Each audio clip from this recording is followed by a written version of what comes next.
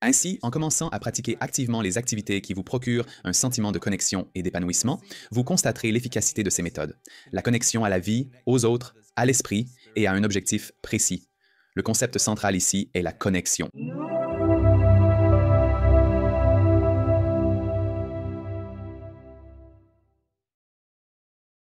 Bienvenue à l'émission Lee Harris. Comment ça va, Lee? Je me porte bien, merci infiniment de m'avoir invité. Alex? Je te remercie infiniment d'être venu à l'émission, mon ami. Nous avons déjà eu des discussions auparavant. Nous aurions vraiment dû enregistrer toutes nos conversations. Toujours comme ça, pas vrai? Le meilleur, non? Les instants les plus précieux se situent toujours avant et après les échanges de paroles. Mais je suis vraiment impatient de te parler et de parler de la maladie. Et le travail que tu fais dans le monde est tellement merveilleux. Alors, je suis enthousiaste à l'idée de plonger là-dedans avec toi, mon ami. Je vous remercie beaucoup. Grand merci. Alors, première question, à quoi ressemblait ta vie avant cette folie de la médiumnité? Ouais, vraiment bonne question. Alors quand j'étais petit, j'étais extrêmement créatif et j'adorais me produire. J'aimais beaucoup créer des choses. Je créais du genre... Je passais mes week-ends à construire d'immenses villes en Lego. C'était vraiment ma source de joie. Je me retirais dans une pièce à part et je me mettais à créer toutes sortes de structures différentes.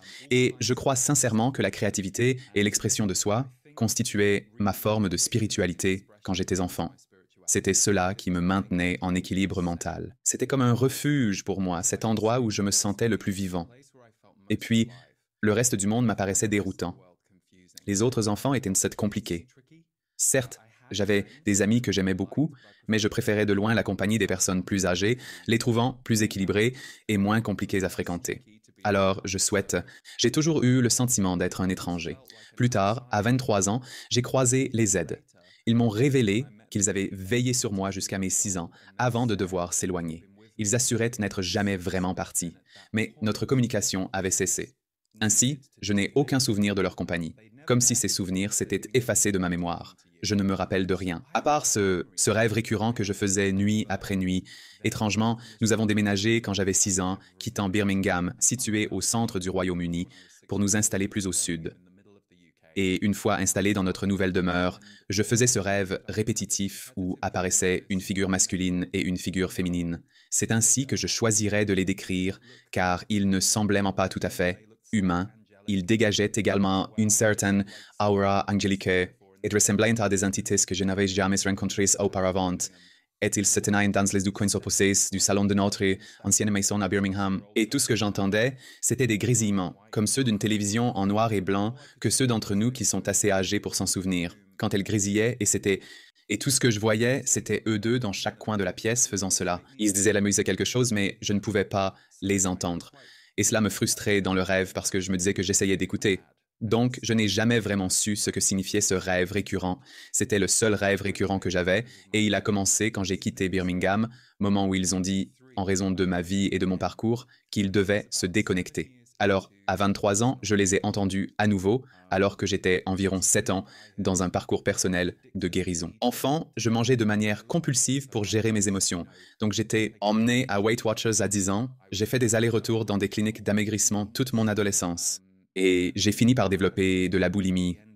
Quand j'ai enfin trouvé comment perdre du poids et le maintenir, la boulimie a été une sorte de pont pendant, disons, 3 ans pour y rester.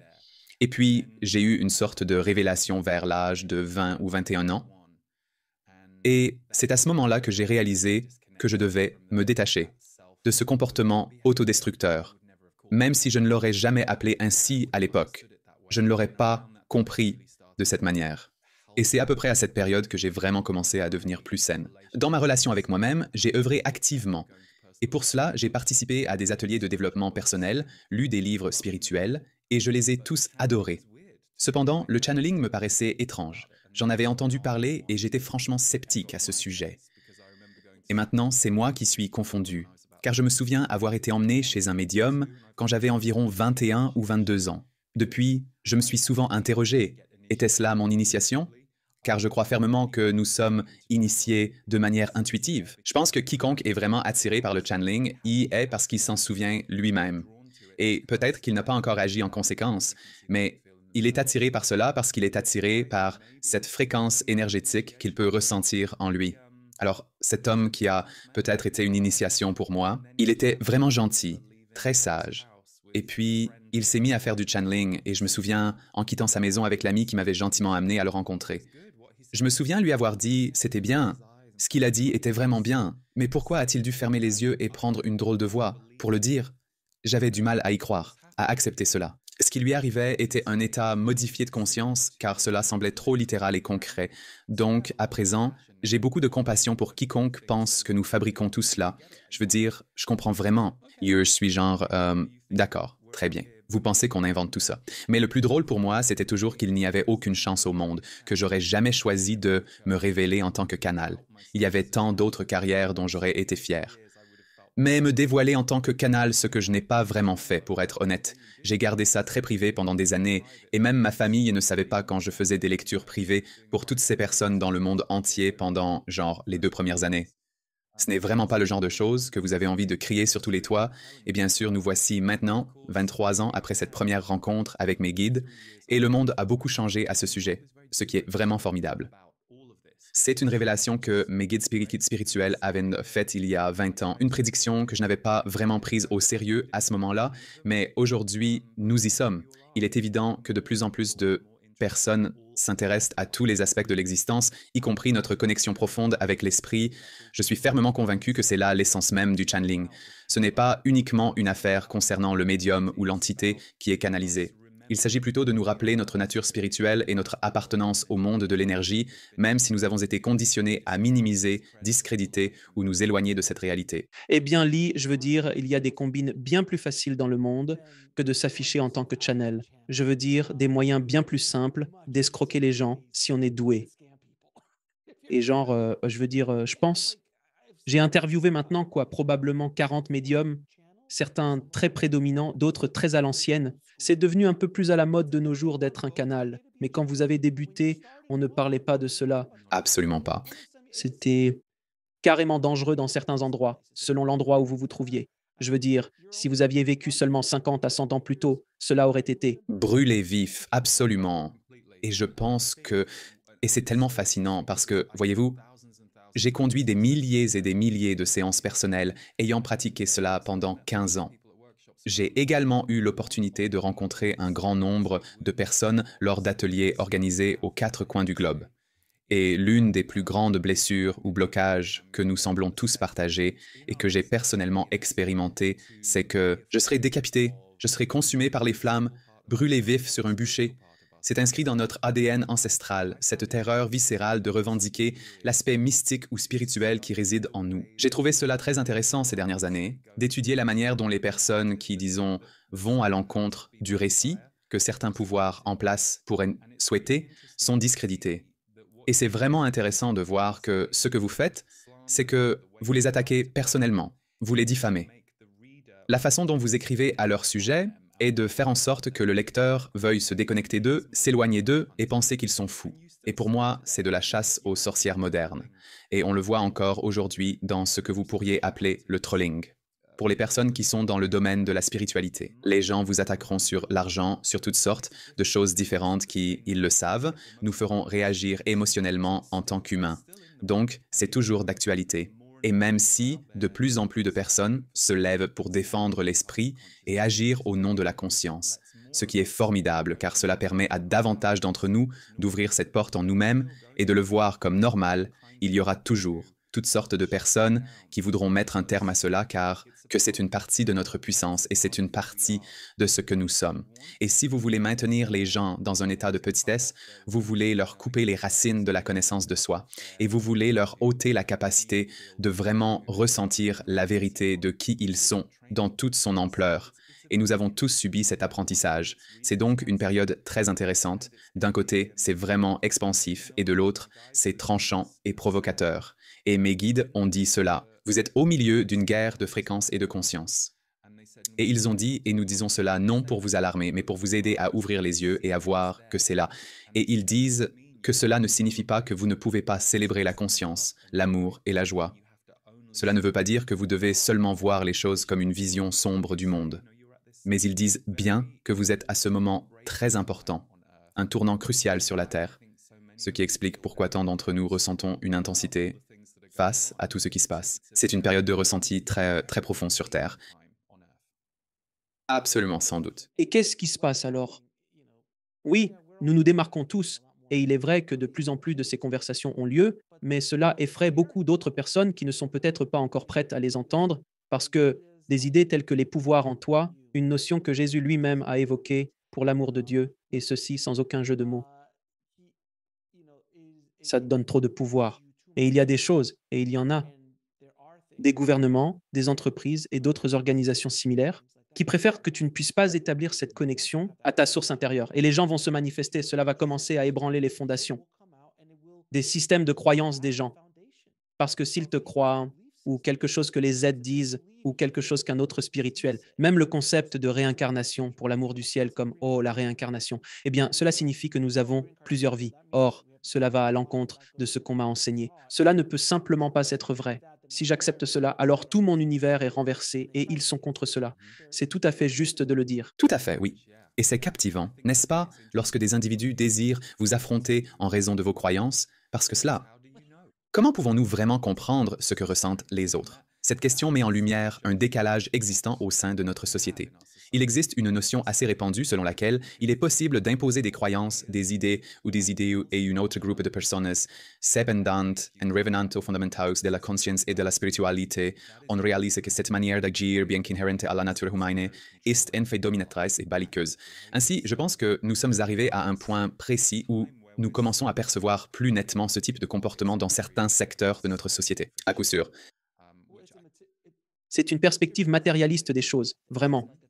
C'est comme une manière égoïste de proclamer ⁇ Regarde, je possède le pouvoir de te contrôler. J'ai l'audace de penser que je peux influencer ce que tu penses, et pas seulement te contrôler physiquement, ce que je pourrais peut-être réaliser, évidemment gouverner. D'autres éléments de la société l'ont fait. Mais je peux contrôler ce que tu penses. C'est une idée très ancrée dans le matériel, de basse fréquence. Oui, et pourtant, c'est captivant, car de nombreuses sources soutiennent que si nous remontons dans l'histoire galactique, nous trouverons des racines à tout cela, qui ont été disséminées à travers la Terre, et cela représente tout un univers différent, que vous pouvez explorer et dans lequel vous perdre, et parfois, les gens l'utilisent pour s'éclairer eux-mêmes. Mais mes guides disent toujours que le plus important pour vous, c'est de A, vous rappeler que vous êtes en vie aujourd'hui, ce qui est en soi un cadeau. Et vous ne ressentez peut-être pas toujours que c'est un cadeau, mais croyez-nous, ça l'est. Être incarné en ce moment, même avec tout ce qui se passe sur la planète, est un cadeau. Et B, de voir à quoi vous pouvez vous connecter aujourd'hui. Car la déconnexion est véritablement l'une des grandes maladies de notre époque. Se sentir déconnecté des autres, se sentir déconnecté de soi-même.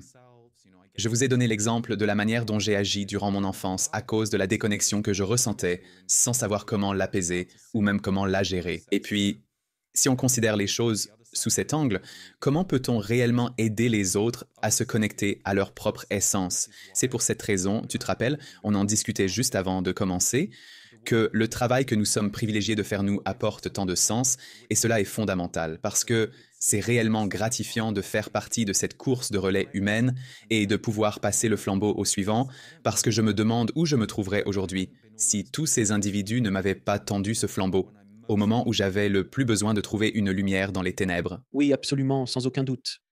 Mais alors, quand tu as commencé à canaliser, as-tu commencé à entendre des voix? Et lorsque ces voix se sont faites entendre, as-tu cru que tu perdais la raison? Oui, oui, oui. Alors, de nombreux aspects du channeling m'ont sincèrement semblé étranges. Ainsi, pour commencer, ma perception à l'âge de 23 ans était une personne vraiment douée et spirituelle, ce qu'un channeler devait certainement être, serait probablement végétalien, méditerait 1 heure par jour, serait sûrement excellent en yoga et aimerait la paix. Donc, dans ma tête, c'était la croyance que j'avais à propos de quiconque pouvait se connecter à l'esprit, parce que je mettais encore cette idée sur un piédestal.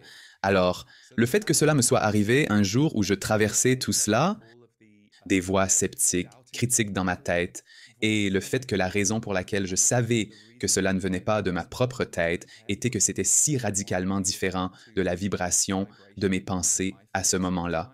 C'était le signe révélateur. Et c'était littéralement, j'étais dans le métro à Londres, je me rendais à mon travail de l'époque, je collectais des fonds pour Greenpeace et je travaillais à faire connaître mon premier album car j'étais passionné par la musique et sa création à ce moment-là, et beaucoup de choses n'allaient pas dans ma vie. Et j'étais plongé dans toutes ces pensées et puis d'un coup, j'entends juste cette voix sur ma gauche. C'est comme ça que je l'entends.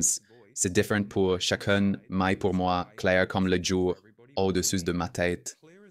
Et elle a juste dit, c'est une pensée très intéressante, mais tu te trompes.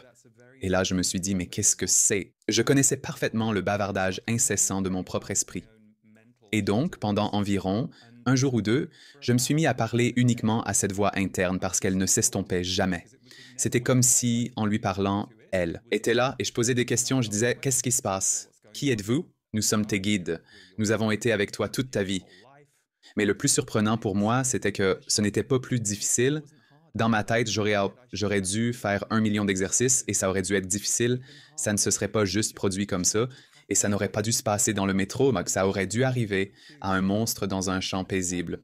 Donc, d'une manière étrange, maintenant que j'y repense, je raconte fréquemment cette histoire parce qu'elle me fait penser que les esprits se trouvent partout, y compris dans les endroits les plus inattendus. Il n'existe pas de cloisonnement. Il n'est pas nécessaire de se trouver dans un espace sacré ou consacré. Lius sacré est constamment présent tout autour de nous. Il s'agit simplement de notre aptitude à nous harmoniser avec cette fréquence. Et ainsi, c'était le moment pour moi après presque 3 jours. Je me suis dit, bon, si c'est ce qu'on appelait schizophrénie à l'époque, je crois qu'aujourd'hui on utilise le terme trouble dissociatif de l'identité, je me suis dit, alors, si c'est bien de cela qu'il s'agit, mon Dieu, cela pourrait être utile. Je me suis dit que j'avais vraiment chopé une bonne affaire. Je vais leur poser des questions sur ma vie et leur réponse va complètement bouleverser ma perception et mes émotions. Je suis préoccupé par une relation amoureuse. Je me demande qu'est-ce qui cloche avec ça? Et ils me répondent, en fait, il n'y a rien de mal, mais cette personne a été placée dans ta vie pour t'enseigner certaines choses, X, Y et Z, et tu l'as attirée parce qu'elle te rappelle ta mère d'une certaine manière, et tu es en train de guérir cette dynamique avec ta mère.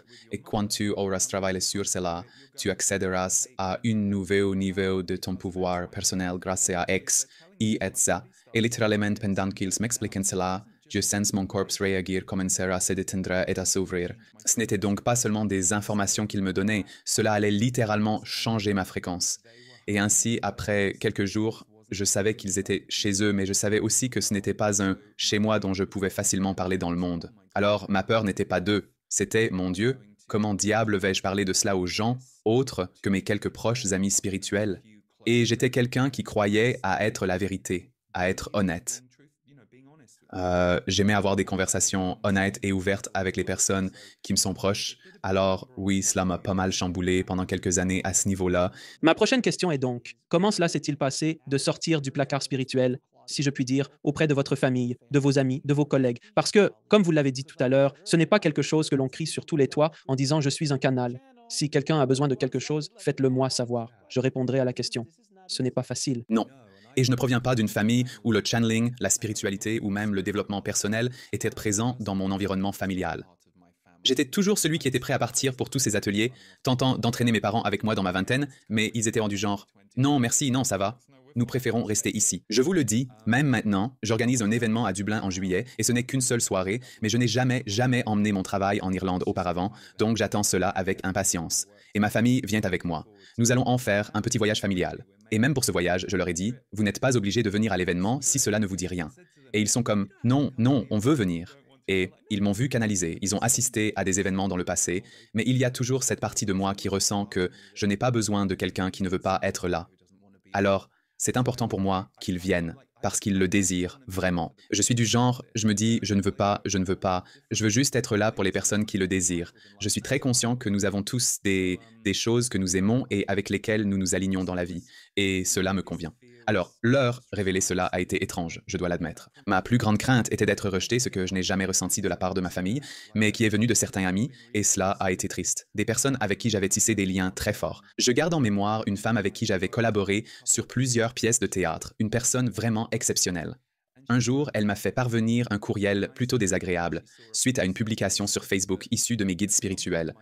Elle avait mal interprété mes propos, croyant que je me posais en gourou, ce qui n'était absolument pas le cas. Je n'ai jamais prétendu cela. Les messages de mes guides sont partagés sur les réseaux sociaux pour ceux que cela peut intéresser, rien de plus. Cependant, il y a eu ce moment particulier dans ma vie où, alors que mon travail gagnait en visibilité, certaines personnes, en raison de leurs propres convictions, ne pouvaient plus maintenir de lien avec moi. Cette situation était profondément triste pour moi, mais elle m'a aussi enseigné des leçons précieuses et m'a révélé certaines réalités de la vie. Finalement, je me suis dit, d'accord, je capitule, respectant leurs besoins de distance. Lorsque vous canalisez, pourriez-vous décrire le processus? Vous souvenez-vous de tout? Vous vous isolez, allez dans un coin sombre pour vous asseoir? Vous en souvenez-vous? Cela vous donne-t-il de l'énergie ou est-ce que cela vous en enlève? Comment se déroule le processus? Cela me donne de l'énergie à condition de ne pas exagérer la durée. J'ai donc découvert que mon intervalle idéal, semblable à un grand canal pour moi, s'étend de 75 à 90 minutes. Cependant, le temps parfait est souvent compris entre 50 minutes et 1 heure. Cela peut vous surprendre car juste après avoir fait un canal, on se sent ouvert et vivant, mais c'est alors quelques heures plus tard que cela pourrait affecter mon corps. Je ne m'en souviens pas très bien. Je vais sortir d'une conférence d'1 heure et je me rappellerai probablement seulement d'environ 4 choses qui ont vraiment capté mon intérêt, parce que c'est un peu comme si on était assis en retrait et qu'on écoutait, mais sans être réellement impliqué. On pourrait l'arrêter à tout moment, mais c'est comme si on restait simplement en arrière, dans sa propre tête, et qu'on laissait les idées venir, les laissant prendre les rênes du langage et de la pensée. Et même à ce jour, comme Diana avec qui je travaille sur les livres, nous en sommes au troisième. Enfin, nous avons terminé le troisième. Le deuxième est sur le point de sortir. Je pense aujourd'hui ou dès que cette interview sera diffusée. Et elle m'a dit que nous prévoyons un événement à Santa Fe pour juin 2024. Et elle m'a fait remarquer, tu sais, c'est vraiment bien parce que, souviens-toi, on a beaucoup parlé de ce qui se trouve dans la Terre à Santa Fe dans le troisième livre. Et là, j'ai fait, ah oui, donc je vais devoir le relire avant d'y aller parce que il y a vraiment trop d'informations. Et aussi, quand vous le faites pour autrui, ce ne sont pas forcément les choses que vous cherchez. Ainsi, beaucoup d'informations transparaissent qui parfois concernent vos intérêts et d'autres fois répondent aux intérêts d'autres personnes. Donc, mes propres canalisations que je fais pour moi-même sont toujours assez courtes et je me redigue quelques questions et je le fais sur des notes sur iPhone ou sur l'ordinateur et je mets la date en out et je pose une question. Je reçois une réponse de 3 à 5 phrases et je peux poser 3 ou 4 questions et je reviens sur celles-ci car elles sont utiles. Elles m'aident à me guider dans ma vie. Donc en gros, ce que vous dites, c'est un peu comme une chute de caféine. 2 heures après, vous avez un coup de barre. Et j'aime la caféine, donc je vois parfaitement ce que vous voulez dire. Ouais, ça donne un bon coup de fouet au début et puis après, ben, on est lessivé. Oui, c'est mentionné dans le livre. Parfois, on est épuisé avant même de commencer. Il m'arrive une chose étrange. Ce n'est pas agréable, mais je m'y suis fait. Maintenant, chaque fois que je participe à un événement public, que ce soit en ligne ou dans une salle d'atelier pour un grand groupe de personnes, je peux ressentir le besoin de m'endormir juste 15 minutes avant, ce qui est vraiment contre-intuitif, car tu te dis non, pas maintenant. Mais je peux littéralement ressentir l'envie de dormir. Et à chaque fois que je ressens cela, comme si toute mon énergie commençait à se rétracter. Je sais maintenant que quelque chose d'important va se passer avec la chaîne. Et ce n'est jamais une sensation agréable quand tu essaies de préparer ton énergie pour, en gros, produire parce que tu dois te brancher et être prêt à maintenir cela, surtout si tu le fais pour un groupe de personnes. Donc, cela peut aussi m'arriver à l'avance. Et je m'y suis habitué maintenant, mais je n'aime pas ça. C'est un peu comme se sentir malade, un peu nauséeux. Eh bien, laissez-moi vous poser cette question, car j'ai entendu dire par de nombreux canaux différents, et surtout certains des plus anciens avec qui j'ai parlé qui le font depuis 30, 40 ans, que le corps doit être préparé pour gérer l'énergie initialement, parce que c'est un peu comme si vous introduisiez la mauvaise tension. À la mauvaise prise, ça va griller le système nerveux, littéralement le système électrique de votre corps. Mais vous avez commencé à 23 ans. On dirait qu'il n'y avait pas de processus d'amorçage, ou bien l'était-il au cours de toutes ces lectures personnelles. Vous étiez en train de le préparer doucement jusqu'à atteindre le point où vous en êtes maintenant. Eh bien, oui et non. Je pense que ce qui était étrange pour moi, c'est que c'était manifestement destiné à se produire parce que, premièrement, ça s'est juste produit. Et deuxièmement, j'ai commencé à faire des lectures et ça a immédiatement cartonné. Et ce n'était pas quelque chose dans lequel je mettais de l'énergie ou des efforts. J'étais simplement présent. Je prenais ça très au sérieux, mais je ne savais pas si quelqu'un viendrait. Et puis, une amie à moi qui avait à l'époque 300 abonnés à sa newsletter et qui était professeur de yoga, m'a dit que je devrais faire ça pour les gens parce que j'aidais mes amis. Je faisais genre des lectures pour des amis qui savaient ce que je faisais. Alors, je m'en souviens très clairement et j'en discutais il n'y a pas longtemps avec une amie proche qui vient tout juste de renoncer à son activité de lecture personnelle après y avoir consacré une décennie. Nous évoquions ensemble cette particularité des métiers publics, des professions de la scène, où l'on doit présenter un résultat à un moment précis. Ce n'est pas une affaire privée, ce n'est pas comme si l'on était tranquillement chez soi à écrire ou à créer quelque chose qui sera ultérieurement révélé au monde. Il existe un élément de représentation. Vous êtes sous les projecteurs et vous devez être prêt à performer. Et nous parlions de la manière dont nous ressentions, les jours où nous avions des séances avec des clients, la nécessité de se préserver la veille, le matin même et le soir suivant les consultations. Il était essentiel de se contenir, d'éviter toute surstimulation excessive. Vous ne pouviez pas vous impliquer excessivement dans certaines choses de votre propre vie car il était nécessaire de rester ouvert. Et je vis maintenant la même réalité, que ce soit lors d'un événement, d'une diffusion en direct ou même en vous parlant aujourd'hui. Il y a un moment, environ 1 heure avant de m'engager avec vous, où je me dis, d'accord, non, je ne veux pas entendre parler du comptable ou de la personne qui m'aide avec l'hypothèque, ou je dois me désengager de ces choses. Sinon, je ne suis pas ouvert pour pouvoir m'ouvrir davantage lorsque je canalise. Maintenant, pourriez-vous discuter de ce qui s'est produit entre vous et votre maladie en l'année 2014? Puis-je parler de ce qui s'est passé entre nous en 2014? Ai-je votre autorisation? À quel moment avez-vous failli vous séparer presque? Ah oui, c'était intéressant. Eh bien, c'est amusant. J'ai sérieusement envisagé de démissionner du channeling environ 3 fois, et la dernière fois, si ma mémoire est bonne, c'était en 2016. Je me suis alors donné 1 an pour y réfléchir sérieusement. La manière dont j'ai résolu cela a été d'accepter de faire une tournée nord-américaine qu'une entreprise appelée l'agence Podel m'a proposée. J'ai donc fait environ 50 dates en 1 an, et à la fin, je me suis dit non, je vais continuer parce que j'ai rencontré tellement de personnes adorables qui étaient reconnaissantes. Mais oui, je pense, il y a eu ce moment précis où ils ont dit, en substance, si tu veux arrêter, tu en as la possibilité. Ils ont affirmé, on ne te quittera jamais, parce qu'on t'est assigné et on fait partie intégrante de ton équipe de guide, mais tu n'es pas obligé de continuer à faire ça publiquement si tu ne le souhaites pas. Et d'une manière étrange, c'était la meilleure chose qu'ils pouvaient me dire parce que je suis une personne qui aime la liberté. Alors je suis en quelque sorte, je suis un travailleur, je veux dire, je travaille depuis mes 13 ans, et l'idée d'avoir un but dans le travail, c'est quelque chose qui est dans mes gènes, mais j'ai besoin de croire que c'est mon choix. Ainsi, d'une certaine manière, ils m'ont joué le meilleur tour, car s'ils avaient insisté en disant non, tu es obligé de faire cela, il est possible que j'aurais résisté.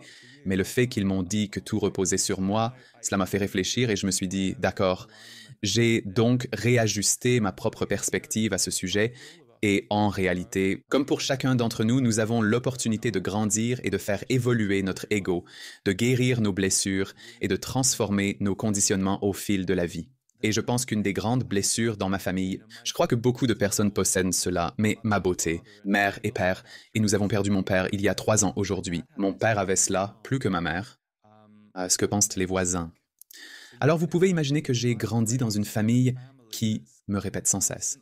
Fais attention à ce que tu fais à cause de ce que pensent les voisins. Donc, pour commencer, je suis l'enfant en surpoids qui va et vient des cliniques d'amaigrissement. Ensuite, je dois révéler que je suis gay. Et puis, j'ai la chaîne de télévision. Et là, je me disais, oh mon Dieu, quand est arrivé le truc du channeling, je me disais, s'il vous plaît, laissez-moi respirer. Et donc, d'une manière étrange, le channeling a en fait été, pour moi et mon psychisme, cela qui a été libérateur parce que cela m'a demandé de parfois me confronter très inconfortablement à des systèmes de croyances qu'on m'a transmis, dont j'ai hérité et auxquels j'ai adhéré, qui préféreraient me retenir. Les gens ne me lancent pas de regards étranges, ce à quoi je me suis habitué. C'est un aspect de ma réalité, et je pense que cela m'a aidé à relâcher prise sur certaines choses, plus que je ne l'aurais fait autrement. Quelle est la partie la plus difficile de ce travail? Comme médium, je parlerai très franchement, le risque d'agression, ça ne me plaît vraiment pas. Et je ne parle pas forcément d'une agression venant du public. Nous vivons une période très tumultueuse et j'en suis parfaitement conscient. Et donc je pense que le risque d'attaque est toujours quelque chose dont je suis légèrement conscient. J'ai des personnes exceptionnelles dans ma vie qui prennent soin de moi et il y a quelques individus qui, je crois, m'ont été désignés comme des sortes d'anges gardiens et de conseillers intuitifs. Ils gardent un œil attentif sur les événements, ce qui est formidable et je leur en suis très reconnaissant. Je dirais que le risque d'attaque est sur un plan personnel et humain. Je pense, la chose la plus décevante pour moi a été ces personnes qui ont une compréhension de ce qu'est la canalisation spirituelle et qui se sont par la suite détournées de moi, alors qu'elles appréciaient auparavant de se connecter avec moi, et cela est arrivé. Cela est arrivé, pas très fréquemment, mais je dirais que cela touche profondément à ma blessure de connexion. C'est effectivement utile, car nous portons tous en nous une blessure de connexion. Nous venons au monde au sein d'une société paradoxale, simultanément connectée et déconnectée. Or, la connexion est une vérité spirituelle profonde. J'ai constaté que ma propre blessure liée à la connexion humaine se manifeste de temps à autre, en particulier lorsque quelqu'un avec qui j'ai partagé une belle complicité prend connaissance de mes actions et se forge une opinion sur mon identité ou mes motivations sans chercher à me comprendre ou à me questionner, mais ils prennent simplement une décision. Et soudain, je me retrouve enfermé dans une boîte dans leur esprit. Et je suis... Et ça n'arrive pas souvent, mais ça arrive. Et la dernière fois, je pense que c'était il y a environ 9 mois, c'était la dernière fois qu'une personne qui est un membre de ma famille, qui est très croyant, qui ne savait pas vraiment ce que je faisais, et quand elle l'a découvert, leur réaction a été, eh bien, je ne pourrai pas dormir chez toi, alors je peux te rencontrer en public, mais je ne pourrai pas dormir chez toi de peur que les démons ne m'attrapent. Et moi, genre, ouais, j'ai compris où tu voulais en venir dès l'instant où tu as déclaré c'était à cause des démons, évidemment. Et je suis britannique, donc c'est vraiment une chose très américaine, et je suis sûr que ça existe dans d'autres cultures, et ce n'était pas un parent direct, c'est un beau-parent. Mais ça m'a vraiment rendu triste. Et puis je m'en suis remis, et c'est comme, bon, peut-être, ils ne sont jamais censés être un invité à la maison, mais ça m'a frappé. Encore parce que la déconnexion est tout simplement triste. Cela continue de me fasciner, car je reçois également ce type de commentaires à propos de l'émission. Je prends le temps de lire ces remarques et parfois, quelqu'un dira « Oh, c'est simplement un démon qui parle ». Je persiste néanmoins. Toutes les personnes qui viennent dans mon émission en tant que médium, pas une seule fois, ils ne parlent de quelque chose de négatif, pas une seule fois, ils ne déversent quoi que ce soit qui ne soit pas positif, utile, qui élève la vibration. Je me dis, si c'est un démon, il ne fait pas bien son travail. C'est tout à fait le contraire de ce que je sais que les démons sont censés faire apparemment. Alors, je trouve ça juste drôle. Je me disais, tu sais quoi? Chacun a son propre chemin à parcourir, peu importe. Le travail que toi et moi faisons chacun à notre propre manière, certaines personnes vont se sentir interpellées, d'autres pas du tout. C'est comme pour celles qui ont été émues ou touchées par des figures telles que Jésus. Sans prétendre nous comparer à lui, il existe une similitude avec des maîtres spirituels qui ont marché sur cette terre. Certains admiraient Bouddha, d'autres étaient indifférents. Et il en allait de même pour Jésus. Regardez attentivement ce qui est arrivé de la part de... Des blessures de l'âme dont tous parlent, oui, celles qui brûlent profondément. Le bûcher et tout ce qui s'y rapporte évoquent une certaine terreur. C'est une forme de peur qui s'installe en nous. C'est précisément pour cette raison que j'apprécie d'avoir des échanges très directs avec des médiums. Il est essentiel que tout le monde comprenne, et pas uniquement les médiums ou les personnes engagées dans la spiritualité, qu'il existe un être humain derrière ses facultés, quelqu'un qui a vécu des expériences, qui a affronté des défis, et cela rend plus humain. La voix ou le message, parce qu'il est extrêmement facile de tomber dans les coils de penser, oh, c'est juste un médium, et oublier qu'il est également un être humain avec sa complexité. Non, il l'est, et il a traversé des épreuves. Et je fais cela avec toutes les personnes qui viennent dans mon émission. J'essaie d'humaniser leur parcours, parce que quand vous commencez à humaniser leur parcours, vous réalisez à quel point nous sommes vraiment proches. Nous avons tous vécu les mêmes choses que vous, à des degrés différents. Les auditeurs ont traversé diverses épreuves, et il s'agit réellement du parcours. Et j'espère sincèrement que ces conversations entamées vont commencer à déconstruire certaines idées préconçues sur ce que représente la canalisation, les expériences de mort imminente, ou encore un gourou ou un yogi en Inde, ou même un physicien quantique qui a l'audace, pour être tout à fait franc, d'affirmer que ses recherches se rapprochent de la spiritualité et d'autres sujets similaires. C'est véritablement profond. Je voulais vous demander, avez-vous un moment précis ou seriez-vous prêt à partager un moment spécifique où votre canalisation a eu un impact profond sur la vie de quelqu'un? Mon Dieu, un moment précis où la plomberie a changé la vie de quelqu'un de manière significative? Eh bien, je veux dire, Seigneur, je suis dans ce métier depuis presque... Je l'exerce depuis... Ça fera 20 ans en 2024, mais... Vous faites 23 ans, monsieur. Je ne sais même pas comment c'est possible, monsieur. Eh bien, merci. Ce ne sont que des filtres, monsieur, que des filtres Zoom. Je sais... si je reviens dans 23 ans, faites comme si j'avais 46 ans, alors qu'en vérité, j'en aurais quoi? 69 ans. Donc, transcription réalisée par https://auteur.ai. Mais ce que je m'apprête à vous dire, c'est ceci. Tout récemment, en fait, je faisais une émission IDOA avec deux personnes formidables, vraiment formidables. Kyle et Léa, qui ont quelque chose appelé le défi de la cohérence cardiaque. Je les ai rencontrés en participant à leur émission et ils me plaisent vraiment. Ce sont juste de bonnes personnes qui font quelque chose de bien, comme vous, comme beaucoup dans le monde. Alors je leur ai demandé s'ils voulaient bien faire une émission avec moi à propos de ce nouveau livre, car ils avaient adoré le premier tome. Alors j'ai dit, viendriez-vous pour qu'on inverse les rôles et que vous m'interviewiez pour mon podcast, ce qui était l'épisode final de la saison 2. C'était réellement intéressant. Je ne m'attendais pas à ce que la situation prenne une telle direction, et cela a conduit à un moment très personnel pour eux deux. Ils avaient chacun vécu des pertes dans leur existence qu'ils étaient encore en train de digérer. Les aides ont entamé une conversation à ce sujet, expliquant ce que c'était, et cela a provoqué beaucoup d'émotions. Ainsi, c'est le souvenir le plus récent et le plus marquant qui me vient à l'esprit. Et je pense que l'une des choses que je suis sans cesse rappelé à la puissance de la canalisation, et je ne peux parler que de celle que je pratique, car c'est à elle que je suis constamment connecté. Mais je pense que c'est une vérité universelle. Que ce soit à travers la canalisation, l'intervention d'un excellent thérapeute intuitif, ou la présence de cet ami qui vous écoute avec une profonde bienveillance, je suis témoin de l'impact réellement puissant qu'elle a sur la vie des gens à tout moment. Et c'est pour cela que je suis convaincu que c'est ce qui m'a gardé sur ce chemin. Car il y a eu des instants où, si je n'étais que l'observateur, je pourrais me dire qu'il existe d'autres chemins à explorer, me questionner sur la manière dont je souhaite utiliser mon temps, mais l'impact indéniable que je vois sur la vie des autres ne peut être ignoré. Et pour moi-même, même à l'heure actuelle, il persiste des défis que j'ai affrontés ces derniers mois pour lesquels le soutien de certaines personnes a été d'une valeur inestimable. Sans leur perspective unique, je n'aurais pas pu trouver cet oxygène essentiel dans ma vie, cet élément nécessaire pour me frayer un chemin à travers ces difficultés. Il continue sans cesse d'enrichir ma conscience. Il m'est donc impossible de mettre en avant un exemple spécifique. Mais l'un des plus récents dont je garde le souvenir, c'était il y a de cela 4 ou 5 semaines. L'une des plus grandes critiques que j'entends de la part des gens qui canalisent, donc qui parlent des channelers, c'est les énergies sombres, les énergies négatives, les démons. Si vous voulez travailler, comment vous assurez-vous que le message que vous canalisez provient de l'amour et de la lumière et non de ces autres énergies, entre guillemets, si vous voulez? C'est une question qu'on me pose énormément. Oui, je conseille toujours aux gens, si vous canalisez et qu'il y a une voix empreinte d'amour, de guidance et de soutien qui vous parvient, de l'écouter attentivement. C'est une vibration, c'est élevé, et si une voix vous parvient qui vous suggère de faire des choses qui ne vous conviennent pas ou qui sont de nature négative, il est essentiel de marquer une pause, prendre le temps de réfléchir à ce qui est en train de se produire.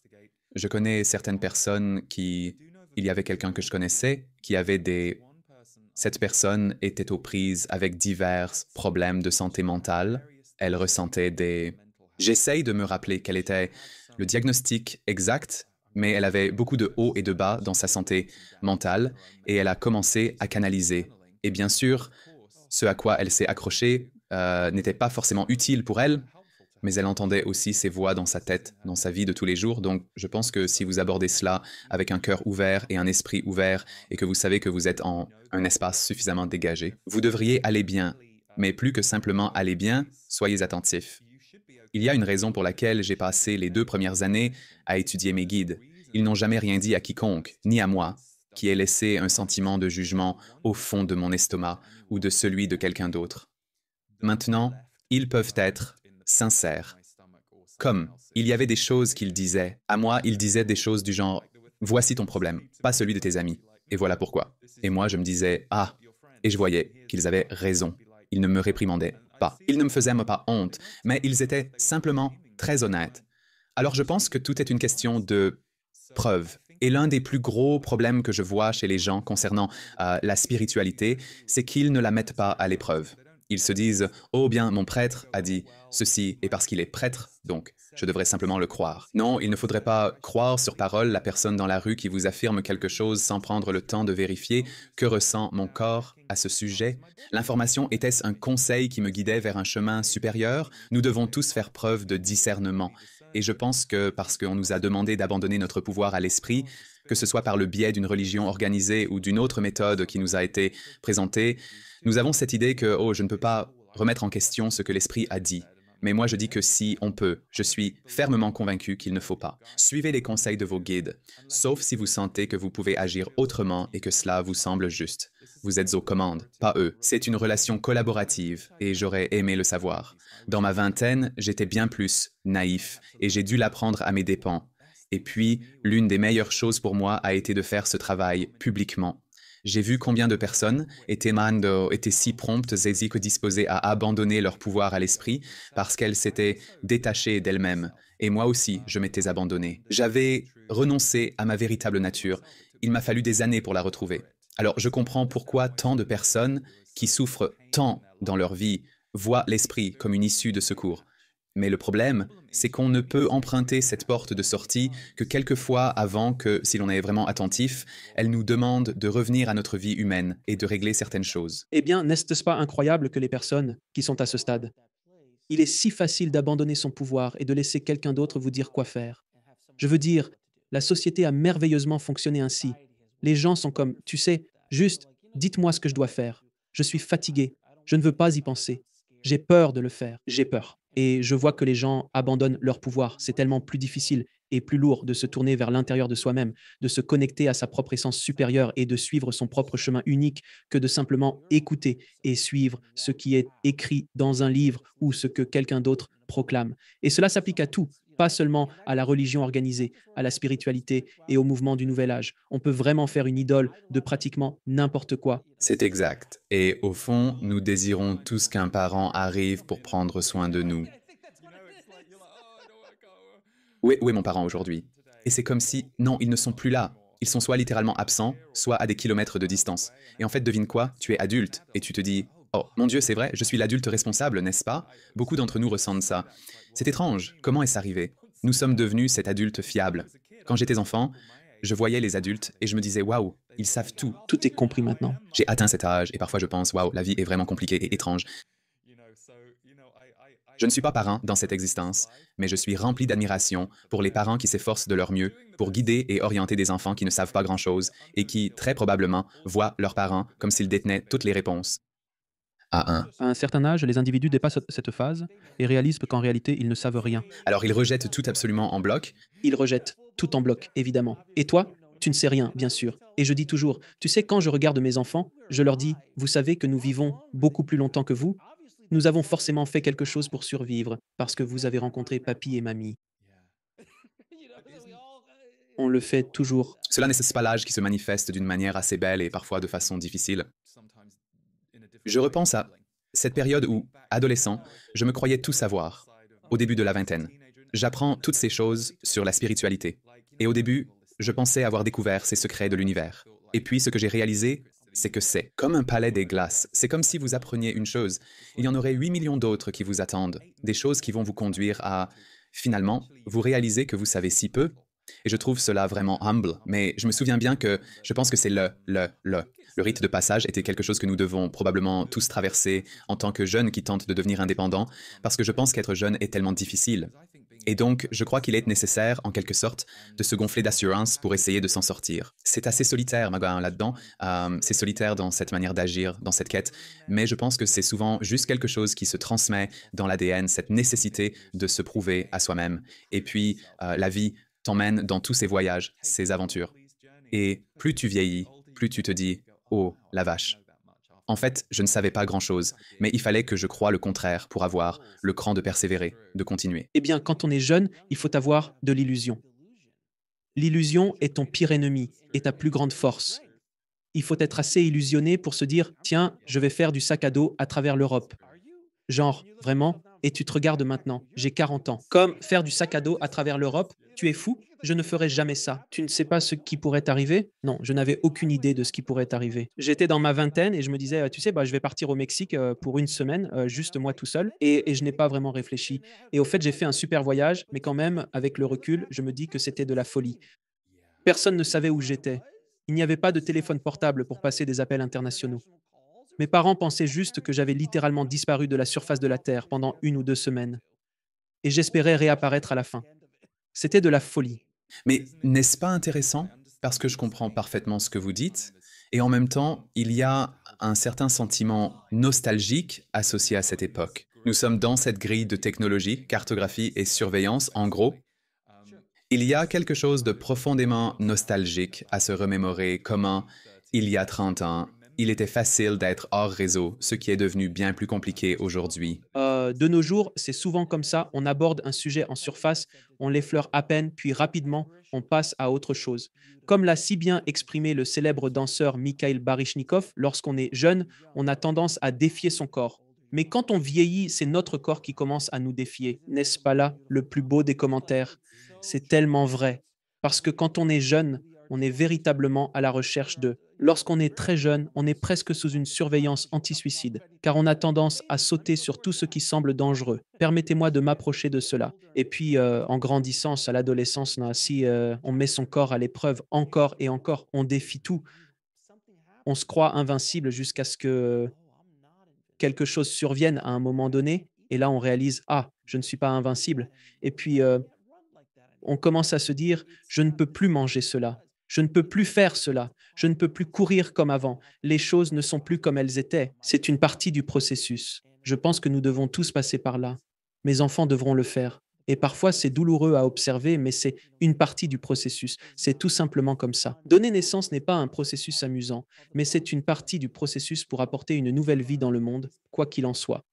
Alors il y a de la douleur dans la croissance, et c'est malheureusement, pour le meilleur ou pour le pire, une partie de ce que nous devons faire. La graine doit percer sa coquille, traverser la terre, émerger, puis finalement capter un peu de soleil et ensuite affronter le vent. C'est tout un aspect de l'évolution. Mais mon ami, est-il possible de communiquer avec les aides? Absolument, oui. Permettez-moi, je vais simplement une ultime question avant de nous adresser aux aides, car ils abordent le sujet de l'interdimensionnel, soit la communication, si vous voulez. Pourriez-vous nous en dire un peu plus à ce sujet avant de les rencontrer?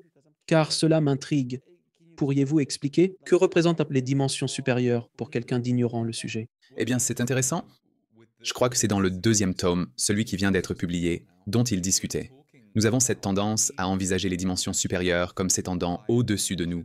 C'est pourquoi il est compréhensible que beaucoup soient confus par des expressions telles que la neuvième dimension ou la cinquième dimension. Mais que veulent-elles vraiment dire? Qu'advient-il de la troisième dimension dans ce contexte? Et selon eux, nous serions en transition permanente entre différents niveaux vibratoires. Ce n'est pas que vous arrivez à la cinquième dimension et que vous ne retournez jamais à la quatrième ou à la troisième. Et ils disent qu'il y a différentes caractéristiques à chaque niveau dimensionnel que vous allez expérimenter. Donc, dans la troisième, nous avons beaucoup de divisions et la guerre et les conflits. Ils existent dans la troisième dimension, mais dans la cinquième dimension, ces choses ne sont plus présentes. Ainsi, par exemple, un jour donné, nous pourrions nous réveiller et nous confronter à quelque chose qui nous plonge dans une énergie de conflit ou lire quelque chose où une énergie de conflit est présente. Mais ensuite, une heure plus tard, nous méditons ou nous avons une belle conversation avec un ami ou nous dansons ou faisons quelque chose qui nous élève. Et là, nous sommes dans la cinquième dimension, car nous évoluons dans cette gamme de fréquences, synonyme de plus d'amour, de connexion et d'un sentiment renforcé d'union avec le monde. On dit que nous oscillons constamment entre ces états. Et plutôt que de les envisager comme des niveaux horizontaux au-dessus de nous, on nous indique qu'ils sont verticaux et qu'ils nous traversent.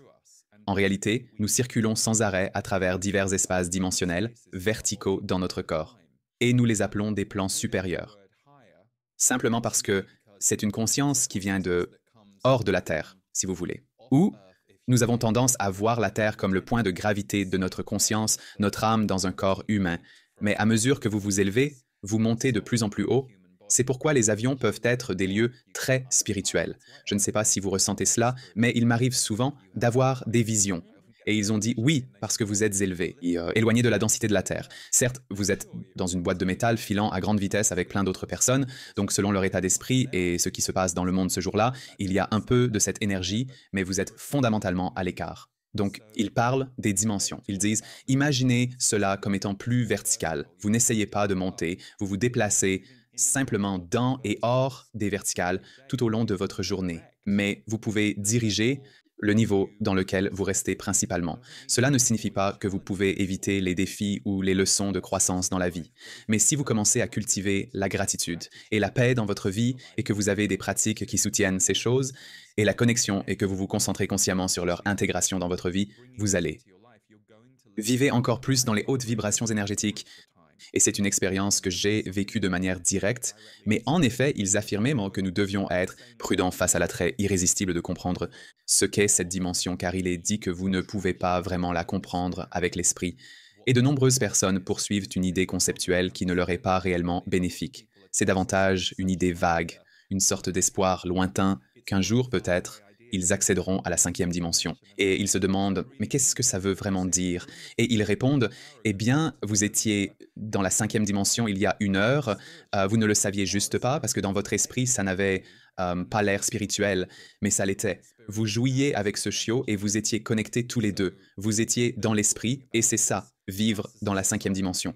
Donc, ce dont il parle, c'est de nous en tant que société, et guérir certaines des fréquences libres inférieures de la troisième dimension qui sont vraiment devant nous, et ces guérisons et changements afin que la nouvelle vibration de la planète s'élève à mesure que nous avançons, et non l'inverse. Mais c'est le combat dans lequel nous sommes. Ainsi, les personnes qui sont des maîtres spirituels, ou pourrait-on dire des yogis, ou d'autres personnes similaires, qui maintiennent cette haute fréquence au point où, lorsque vous êtes à proximité, vous vous sentez enivré. Ces histoires que vous entendez à ce sujet, c'est bien cela. C'est comme s'ils avaient choisi ce niveau et qu'ils se disent ⁇ Je reste ici, je ne descendrai pas, je ne vais pas me mettre en colère, je ne vais pas essayer de te combattre, je suis ici, et juste par ma présence, je t'exerce une influence, rien qu'en restant à tes côtés. Exactement. Et ils disent aussi qu'il existe des individus qui ne sont pas présents pour interagir avec les autres humains. Beaucoup se réjouissent de cette reconnaissance, car cela reflète leur propre situation. Ils évoquent des personnes qui ne sont pas ici pour les autres humains. Ils soutiennent qu'il y a tout un groupe d'entre vous sur cette planète qui préfèrent éviter les relations humaines. Vous pourriez être ici pour vous consacrer à la nature, pour prendre soin des animaux, pour vivre isolé dans votre cabane en forêt, ou pour vous adonner à la peinture de vos toiles. Et ils disent, ceux d'entre vous qui ne sentent pas qu'ils se cachent ou résistent à la vie en restant plus isolés, vous semez une conscience supérieure sur la planète. Ainsi, votre choix conscient de cultiver la paix et de vous tenir à l'écart du chaos mondial affecte réellement la planète sur le plan vibratoire. Cela reste vrai, même si vous ne voyez personne pendant toute une année. Et ils disent, vous reconnaîtrez la différence. Vous saurez que c'est votre vérité et votre voix. Si vous vous sentez complètement en paix avec votre choix, mais si votre choix est parce que vous fuyez le monde, ou que vous essayez de vous cacher, ou que vous essayez d'éviter quelque chose, tôt ou tard, le monde vous rattrapera. Vous devrez y faire face d'une manière ou d'une autre, mais il y a tout un tas de personnes, comme vous le décrivez, qui se disent que leur manière de vivre ne sera pas celle-là. Elles vont faire quelque chose de complètement différent, et cela nécessite que les Island Allures pour le faire. Et oui, que je sois en présence d'une incroyable yogi, ou que je sois sur la planète en même temps que cet incroyable yogi existe quelque part et que je ne le rencontre jamais, il a un impact. Donc, oui, bien, nous irons les rencontrer. Compris. Bien, un plaisir d'être ici. Vous apporter ce que nous dirons. Une combinaison enivrante de science et de jeu à votre énergie. Et par là, nous voulons dire que vous n'êtes pas un scientifique traditionnel, dans le sens où vous n'êtes pas dans votre laboratoire à essayer de déterminer comment ces choses pourrait fonctionner sur un tableur qu'un scientifique pourrait utiliser. Mais vous êtes de ceux qui s'intéressent vivement à la nature scientifique du fonctionnement des choses, à la manière dont la conscience opère et à la dynamique humaine. Ajoutez à cela, vous êtes arrivé enfant avec un grand cœur. Et comme beaucoup d'êtres humains, votre grand cœur a connu ses propres épreuves et blessures durant votre enfance qui furent par moments assez bouleversantes ou alarmantes pour vous. Mais vous êtes venu au monde avec un grand cœur, et un rire de Bouddha. Ainsi, ce grand cœur et ce rire de Bouddha que vous avez depuis l'enfance sont des trésors que vous souhaitez protéger et utiliser pour nourrir votre côté scientifique qui est très intéressé par autant d'études que possible dans tout domaine qui suscite votre passion. Et c'est ainsi que vous vous retrouvez ici, à ce moment précis de l'histoire, à réaliser ce travail que vous faites maintenant. Cela inclut d'avoir cette conversation avec Lee et maintenant donc avec nous. Merci infiniment pour cela. Mon appréciation est vraiment immense. Pouvez-vous expliquer la nature de votre existence en tant que guide spirituel et comment vous communiquez avec des médiums comme Lee? Eh bien, nous sommes dans notre état le plus matérialisé en ce moment parce que, même si vous ne l'êtes pas, disons, vous rencontrez directement, car vous nous rencontrez à travers le pont que représente ce corps humain en ce moment et la capacité de ce corps humain à nous laisser entrer et, bien sûr, les limites de ce corps humain et pas seulement les limites de ce corps humain et de cette identité. Lee aussi, tous ceux qui écoutent, nous ne sommes pas autorisés à, disons, franchir excessivement vos limites en ce qui concerne votre niveau de conscience. Ce que nous pouvons toujours faire, c'est intensifier la chaleur de votre conscience. Donc, lorsque vous avez une conversation avec nous et que nous nous manifestons à travers Lee, nous sommes autorisés à étirer votre conscience. Ceux qui écoutent, d'environ 10%. Davantage serait un peu trop pour que vous puissiez vous stabiliser. Il n'est pas nécessairement utile de procéder ainsi. Souffler l'esprit de quelqu'un peut littéralement le bouleverser au point qu'il ait besoin de se reconstruire par la suite. Il existe des individus sur Terre pour qui cette expérience s'est avérée appropriée, tant pour eux-mêmes que pour certaines des personnes de leur entourage qui l'ont observé et vécu. Cependant, le parcours est désormais plus doux sur Terre. L'expansion de la conscience se fait plus en douceur, car il existe davantage de lieux, de points de passage, où cela se produit. Et pour être clair, nous ne faisons pas référence à des stations de radio ou de télévision, mais bien à des êtres humains. Vous êtes donc tous des stations de conscience, et vous êtes une combinaison de celui ou celle que vous avez incarné ici pour être en tant qu'âme. Mais c'est une identité unique. Aucun d'entre vous ne sera jamais à nouveau cette identité, même si vous venez avec une empreinte d'âme qui a eu d'autres expériences sur Terre. Vous arrivez et vous revêtez les habits du climat actuel lorsque vous vous incarnez. Cela signifie ce qui se passe sur Terre le jour de votre naissance et quelle est votre mission choisie en cette époque. Vous allez revêtir les habits de ces énergies, les intégrer à votre identité, puis vous partirez en voyage de guérison et aiderez à vous guérir vous-même, la Terre, ce qui revient au même que de guérir les blessures que vous pouvez avoir. Vous guérissez en réalité un modèle de blessure sur Terre. Ainsi, vous aurez la perception que cette blessure d'auto-jugement est la vôtre. Pas du tout. Il y a tant d'auto-jugement sur Terre. C'est une maladie qui se répand parmi les humains et vous portez tous simplement une graine de celle-ci dans votre propre interprétation, à votre manière. Donc, pour revenir à votre question initiale, qui sommes-nous? Eh bien, en cet instant, vous nous expérimentez à cette fréquence, celle de la canalisation. Mais en ce qui concerne notre identité réelle, disons formée, nous sommes bien plus amorphes que ce que cela vous aiderait à croire.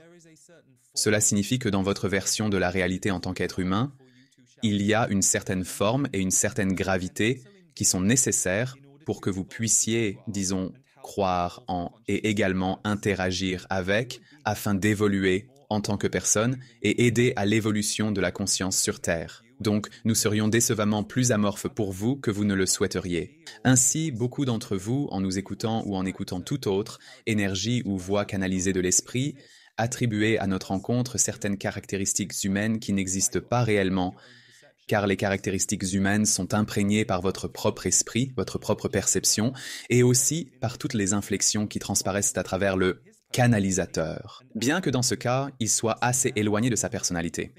Et notre, disons, personnalité est ce avec quoi vous pensez interagir. Mais en réalité, ce avec quoi vous interagissez, c'est notre fréquence sur Terre. C'est pourquoi nous sommes, de votre point de vue, l'auditeur plus rapide que Lee. Mais de notre perspective, nous communiquons avec vous en ce moment de manière très lente, selon nos standards de vitesse.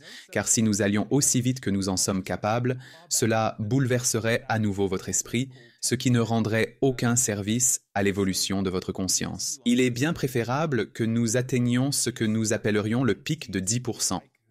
Alors oui, vous rencontrez un groupe d'énergie, d'entités, si vous voulez, que l'on nomme les guides de Lee. Mais vous rencontrez également une conscience collective, car nous ne sommes pas fixes. Nous ne sommes pas un groupe de 88 êtres immuables.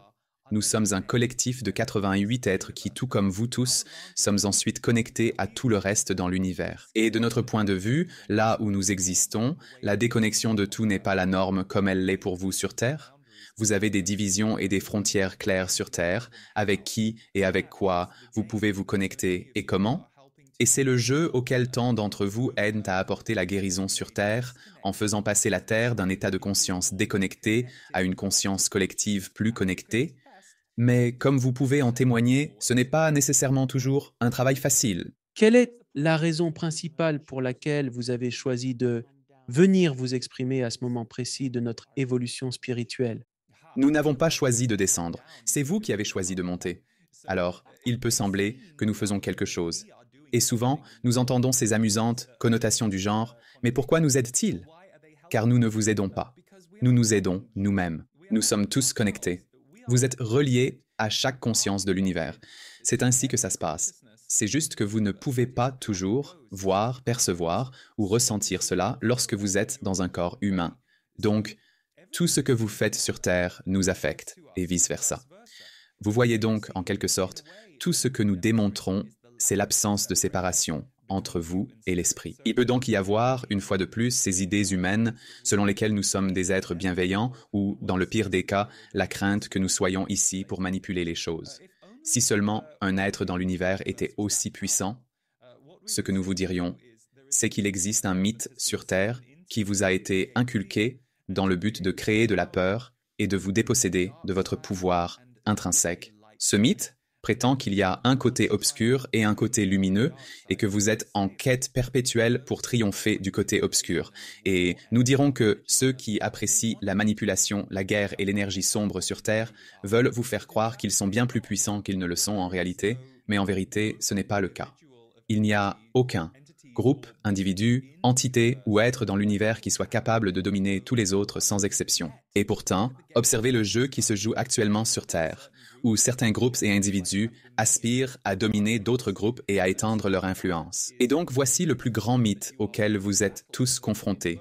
Il suscite la peur chez nombre d'entre vous. L'idée que, bien sûr, lorsque vous êtes face à des forces bienveillantes ou à des forces spirituelles, et nous ne nous proclamons pas explicitement comme tels, bien que nous pourrions dire que nous le sommes.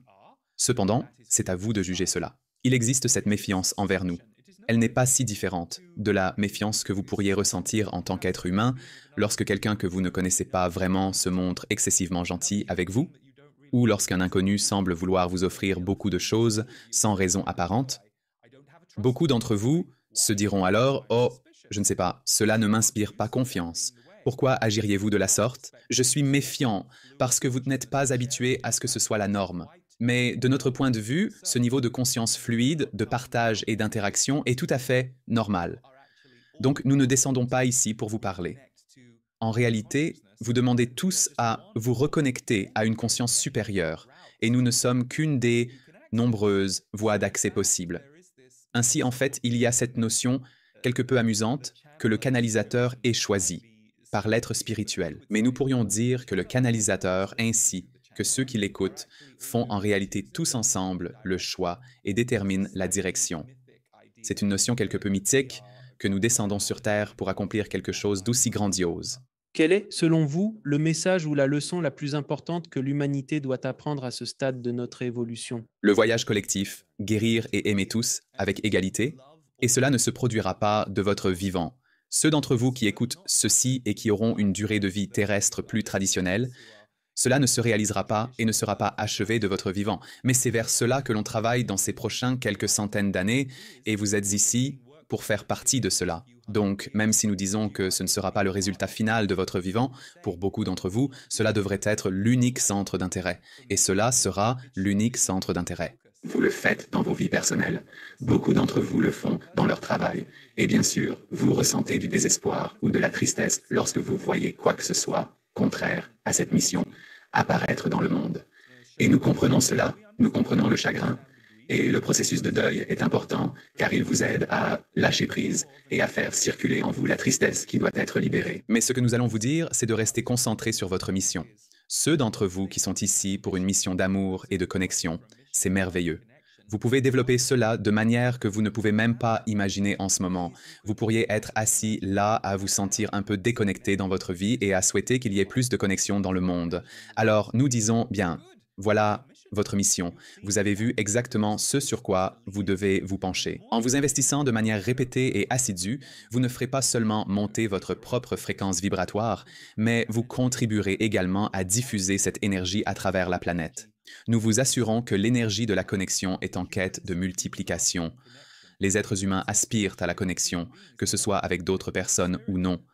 Ils désirent se sentir reliés à l'esprit, à la vie, à l'énergie vitale, à un dessein, à tout ce qui est conscient et sensible sur cette terre. Ainsi, en œuvrant pour renforcer la connexion, nous ne vous incitons pas à fermer les yeux sur les zones de votre monde où il est crucial de faire entendre votre voix ou d'instaurer une justice équitable. Cependant, nous soulignons qu'il existe un collectif parmi vous dont la mission est d'intensifier la connexion afin d'aider à mettre en lumière et à traiter la déconnexion qui prévaut dans d'autres sphères. Nous avons toujours soutenu que vos systèmes politiques sont actuellement fortement corrompus. Nous estimerons qu'à peu près 20% d'entre eux à travers le monde ne le sont pas tant. Il existe des dirigeants des régions du monde qui réussissent à préserver un certain degré d'intégrité. Nous n'évoquerons pas une haute fréquence, mais plutôt une fréquence plus neutre. Néanmoins, il y a ceux parmi vous qui peuvent se focaliser sur le sentiment de désespoir provoqué par la corruption dans ces androïdes. Et ce faisant, vous risquez de vous engager dans une spirale descendante très négative. Et votre attention portée uniquement sur cette zone contribuera à l'alimenter plutôt qu'à la guérir. Ou alors, vous pouvez vous concentrer à être une démonstration d'une haute vibration. Et puis, petit à petit, de plus en plus de personnes commenceront à voir la corruption et la dépossession imposées auxquelles par votre système politique, et elles commenceront à la rejeter. Et c'est que lorsque suffisamment de personnes rejetteront ces paradigmes et cette dynamique de pouvoir qu'il perdra sa force. Et cela arrivera, d'ailleurs. Cela ne se produira peut-être pas du jour au lendemain, mais cela arrivera. Et vous êtes déjà dans les prémices de cela en ce moment même. Et cela se manifestera de manière assez marquée au cours des 5 à 10 prochaines années sur la planète. C'est pourquoi nous encourageons ceux d'entre vous qui sentent qu'ils sont ici pour générer et créer des liens pour et au sein des autres. Cela mettra en lumière toute obscurité ou basse vibration qui vous afflige. Car en instaurant une énergie différente, vous renforcez le contraste. Gardez à l'esprit que la plupart des individus répugnent à se faire imposer des opinions ou des croyances. Ils préfèrent les découvrir et les ressentir par eux-mêmes. C'est dans ces moments-là que les gens évoluent. Vous pouvez bien offrir une idéologie à quelqu'un, mais tant qu'elle n'est pas vécue personnellement, elle ne reste qu'une idéologie pour cette personne. Mais si cela traverse leur corps, et s'ils reconnaissent quelque chose de bon et une énergie bienveillante dans le monde, ils commencent bien plus tôt à reconnaître quand une énergie n'est pas bienveillante. Alors, c'est là que cette phrase prend tout son sens. Soyez le changement que vous voulez voir dans le monde ou soyez l'exemple. Soyez le changement que vous voulez voir dans le monde, c'est une autre façon de le voir et c'est tellement important. Et nous ne pouvons pas sous-estimer l'importance de cela pour beaucoup de vos auditeurs, car beaucoup de vos auditeurs, à l'exception de quelques pourcents, disons, qui sont envoyés pour, ne vous laissez pas déprécier dans votre mission. Oui, il existe des commentateurs qui aiment lancer des grenades verbales et décocher des flèches acérées à travers leurs mots. Cela fait partie de la réalité. Toutefois, ne vous laissez pas trop décourager par ce genre de commentaires. Parmi ces personnes, certaines sont blessées, tandis que d'autres appartiennent à des groupes qui cherchent à cibler et à déstabiliser ce que vous entreprenez, afin de ne pas voir l'ordre établi qu'ils ont longuement défendu et contrôlé être perturbé. Mais il est essentiel de se rappeler que la majorité de vos auditeurs sont présents pour engendrer des changements positifs, tant pour eux-mêmes que pour le reste du monde. Cela est la tâche la plus noble que vous puissiez accomplir pour votre mission. Comment les individus peuvent-ils mieux se connecter à leur propre guide spirituel et recevoir des conseils dans leur vie quotidienne? Eh bien, Lee aime dire aux gens d'écrire en canalisation pour eux-mêmes. Alors, son conseil est toujours de s'asseoir avec un stylo et du papier, ou si vous préférez la technologie, utilisez un écran et un clavier et écrivez « Que veut me dire mon moi supérieur aujourd'hui ?» La raison pour laquelle le moi supérieur est un bon nom, cela vous empêche de trop vous attacher à l'idée que vous devez rencontrer vos guides, ou que vous devez rencontrer Jésus, ou que vous devez rencontrer Dieu, ou qui que ce soit d'autre que vous pensez devoir rencontrer pour vous connecter à l'esprit. Vous avez tous un moi supérieur, vous avez tous une âme. Ainsi, certains d'entre vous pourraient mal se demander « Que veut me dire mon âme aujourd'hui ?»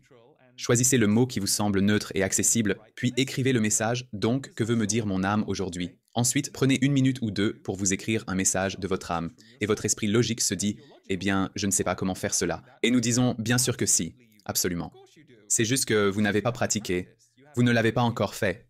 Et donc, beaucoup d'entre vous, quand vous le faites et que vous êtes surpris de recevoir un message, vous direz « Mais comment savoir que je ne l'invente pas ?»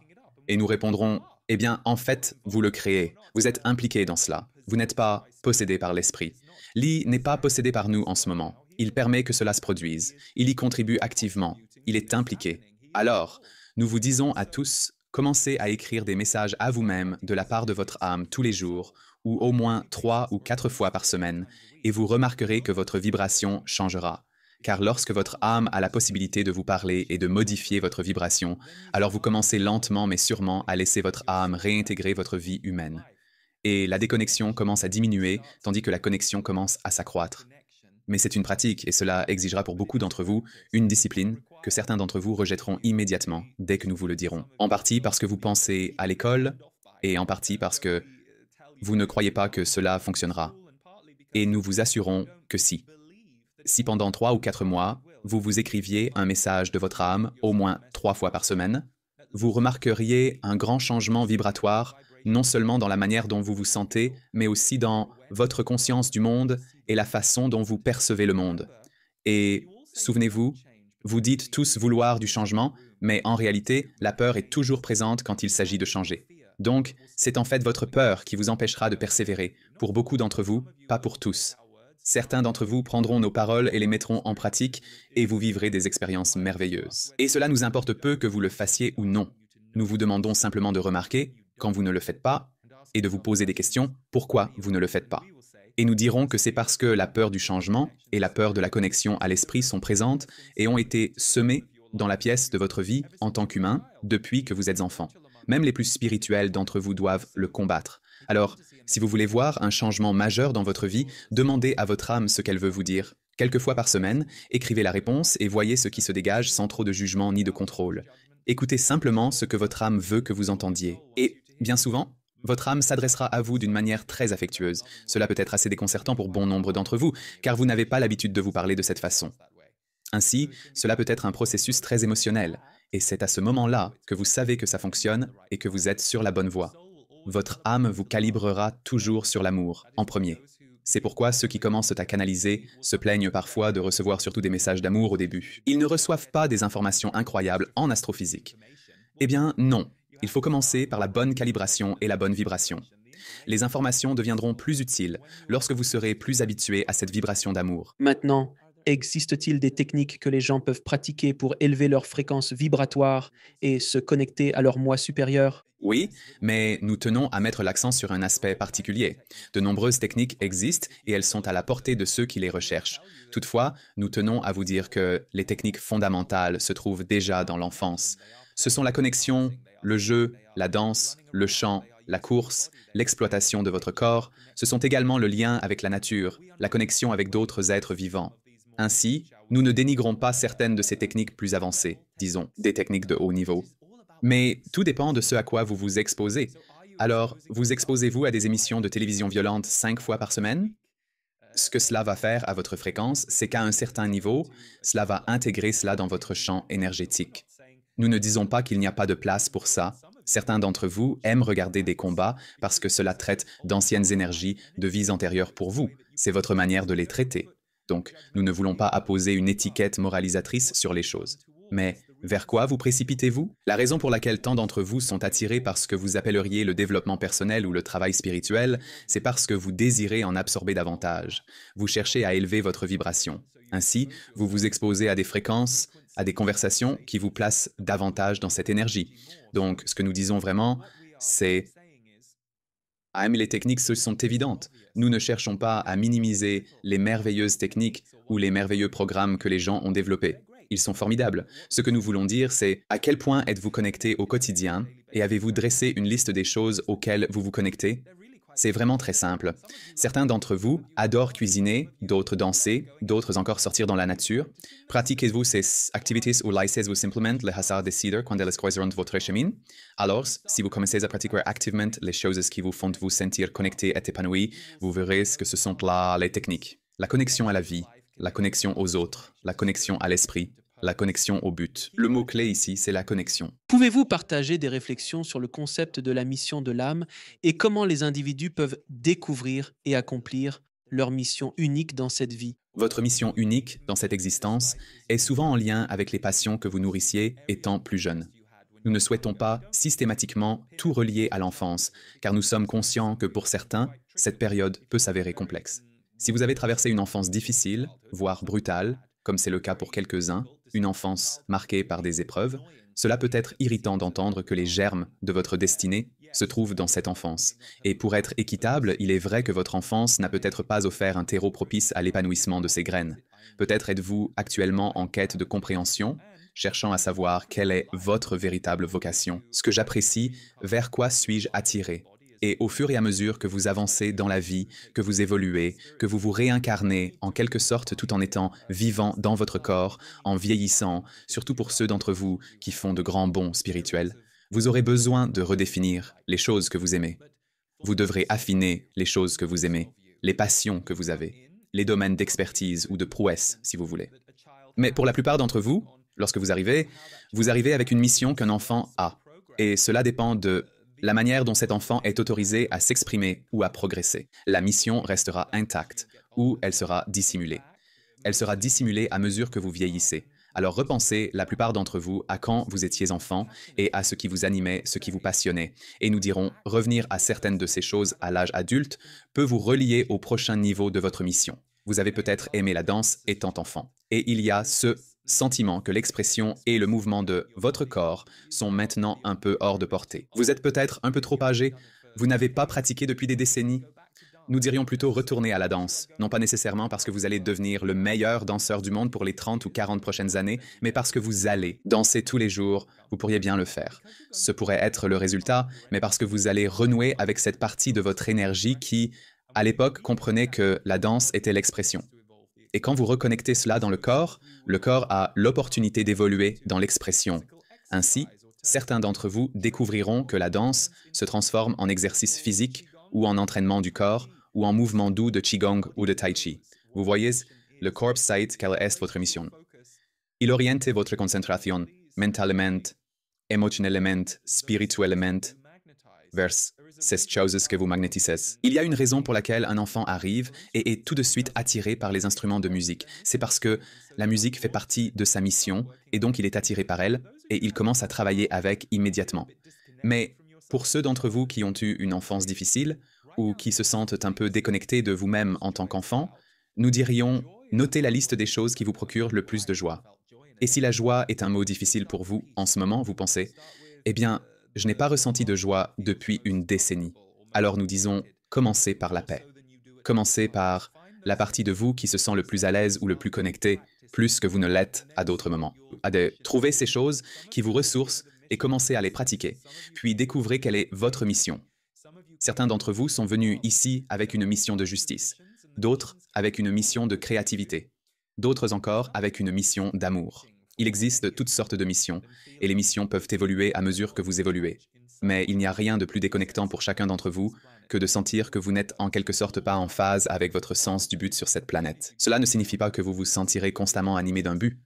Faire partie de la condition humaine, c'est entrer et sortir des blessures que vous êtes ici pour traiter, qu'elles soient les vôtres que vous portez ou celles du monde. Mais pour beaucoup d'entre vous, le but est de guérir ces blessures.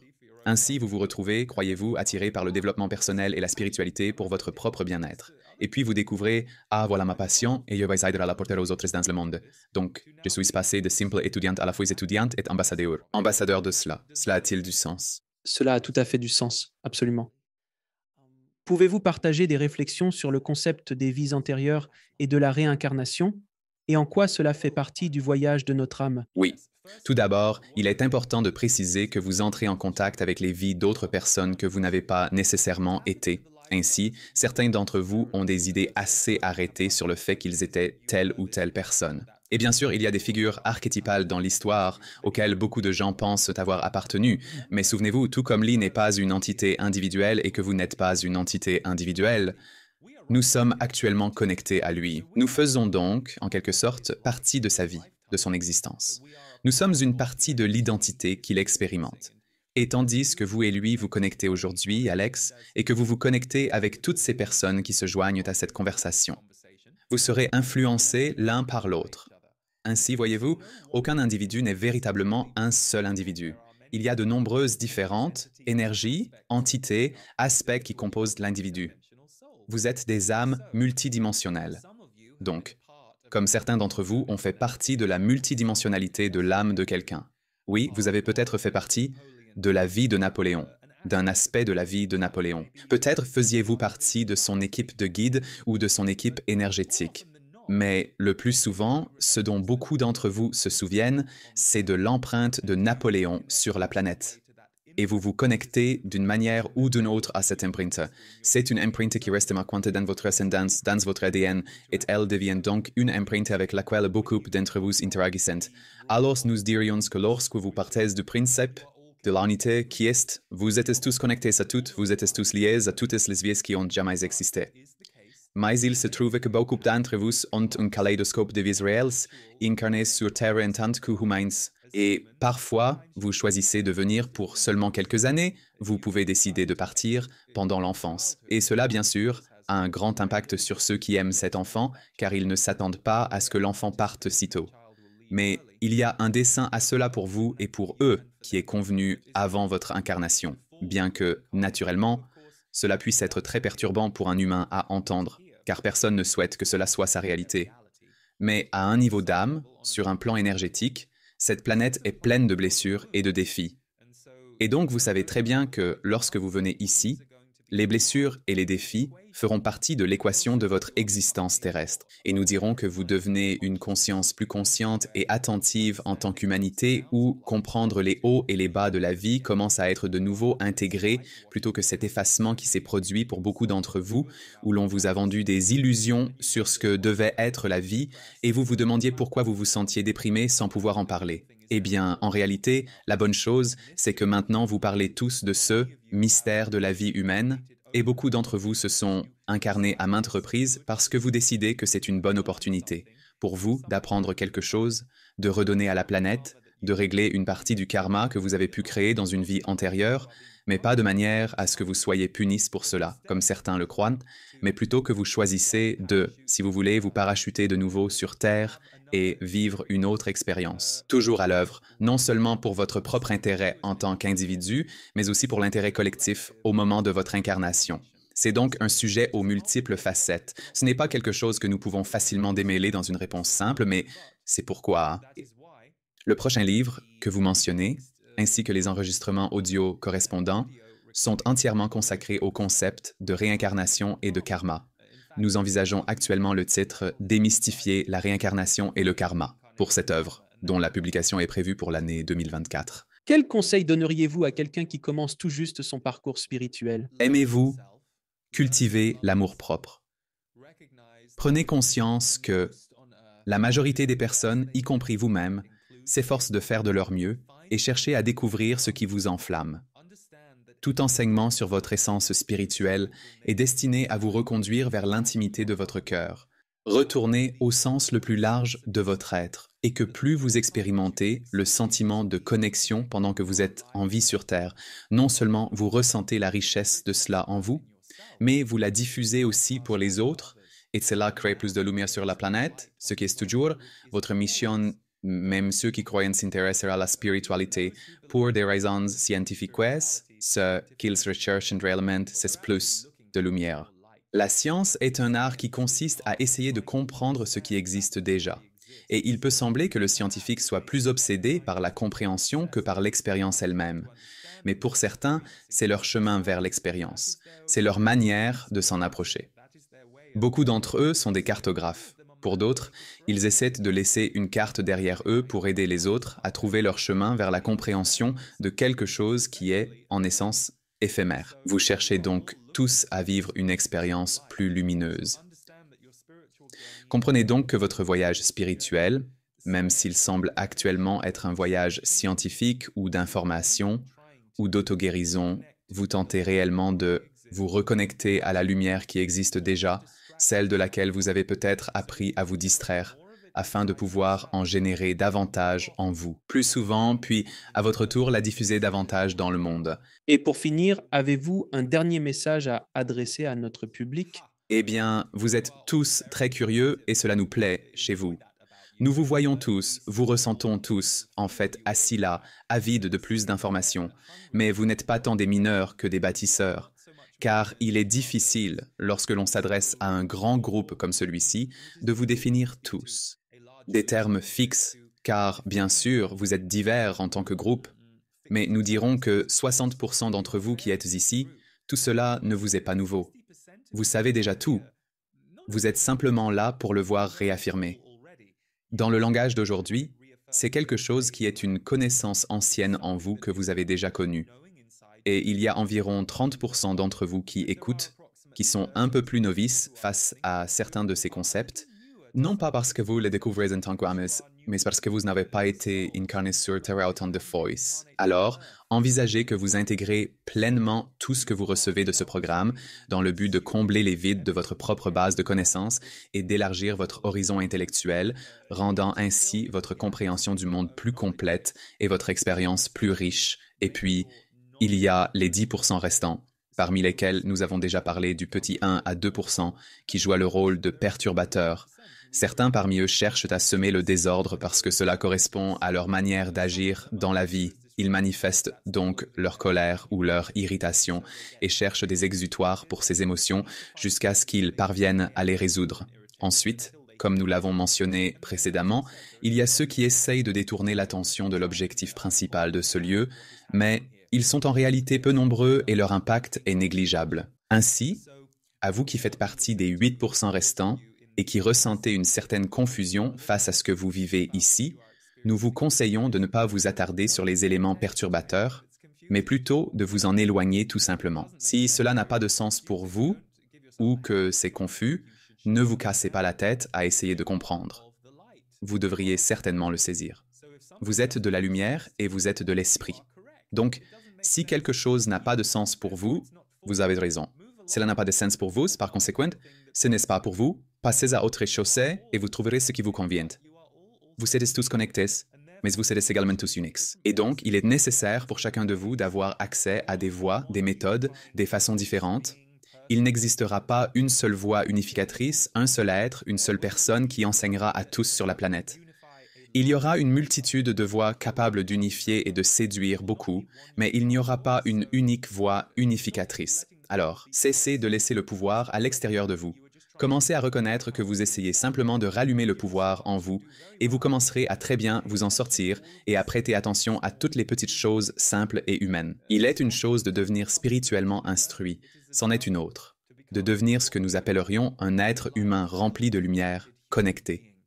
L'être humain qui peut apprécier ce qui est là, juste maintenant, trouver des moyens de jouir de ce qui est là, juste maintenant.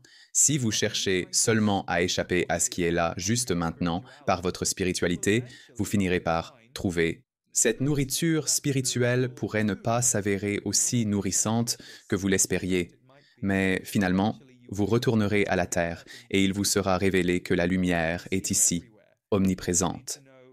Il suffit simplement de savoir comment la chercher, comment l'incarner et comment l'accueillir. C'est précisément le travail que vous tous, ici présents, accomplissez. Alors, c'est un plaisir et un honneur d'être parmi vous tous aujourd'hui. Nous vous souhaitons à tous sincèrement le meilleur. Et Alex, nous te dirons que nous apprécions grandement la joie que tu éprouves dans ce que tu fais. Tu es véritablement illuminé par cette partie de ta mission, et ta mission va se réincarner au moins 3 ou 4 fois au cours de ta vie. Mais cet aspect, ce moment de ta mission, où tu es passionné par l'apport de la lumière, l'apprentissage sur la lumière, l'étude scientifique de la lumière et la création d'une carte pour que d'autres puissent la rencontrer, te procure une grande joie personnelle. Et cela est dû au fait que, enfant, tu étais toujours curieux de savoir comment tu pouvais apporter de la magie aux autres. Et c'est cette magie que tu as récemment découverte. Et c'est cette magie qui, à son tour, infuse ta vie. Nous sommes conscients que ce message est destiné à toi de manière personnelle. Cependant, il est à noter que une grande partie de ton audience partage ces sentiments concernant cette période de leur existence et leur recherche de spiritualité, de clarté et de lien, en paix et avec amour pour l'ensemble. Comment vas-tu, mon ami? Bien, c'était merveilleux. J'adore absolument les aides. Ils sont formidables. Ils ont une énergie si merveilleuse et ils transmettent un message formidable à tous. Je vous suis reconnaissant. Vous sentez-vous bien, monsieur? Je vais bien, merci. Je vais commander un peu d'eau et également de la soupe. Cependant, je désire simplement boire de l'eau, uniquement de l'eau. Bois de l'eau. Bon, je vais le faire, je vais le faire. Non, c'était incroyable. Je pouvais ressentir l'énergie dégagée en parlant. J'ai entendu ça de gens suivant ces émissions. Quand ils se connectent avec quelqu'un, cela devient simplement allumer la lumière si cela vous convient. Et vous avez un public réactif parce que Je possède une communauté de membres que j'ai baptisée le Portail. Lorsque je canalise pour eux, leur grande sensibilité aux maladies et aux messages fait que tout se passe très rapidement. Dans d'autres émissions où j'ai canalisé, je perçois toujours qui est le public selon leur manière de se manifester, et ils établissent plutôt rapide. Avec vous, c'est le cas. Je percevais des échos qui résonnaient et des lumières qui s'allumaient. Cela me disait quelque chose. La vitesse de vibration de votre auditoire, ce qui ne me surprend guère. Oh, c'est magnifique. Savoir ça, c'est super. J'espère que tous nos auditeurs partagent cet enthousiasme. Et les quelques messages personnels qu'ils avaient pour moi, c'était vraiment merveilleux et je les apprécie sincèrement beaucoup. Alors, Liam, je vais te poser quelques questions, comme je le fais avec tous mes invités. Quelle est votre définition de vie? Une vie épanouie, un sens et des êtres chers. Donc pour moi, je me sens épanoui lorsque je trouve un sens à ce que je fais dans le monde et que je suis entouré de mes proches. C'est tout pour moi. Quel conseil donnerais-tu à ton toi plus jeune si tu pouvais revenir en arrière? Ça va s'améliorer, tiens-toi bien accroché. Tu ne te sentiras pas toujours abattu. À l'avenir, tu pourrais percevoir les choses différemment qu'aujourd'hui, même si cela te paraît être ta réalité actuelle, tu trouveras des solutions. Il est sans danger d'ouvrir son cœur à l'amour. Il est sans risque de se laisser aimer. Excellent conseil. Comment définissez-vous Dieu? Eh bien, je n'ai jamais essayé de la définir, mais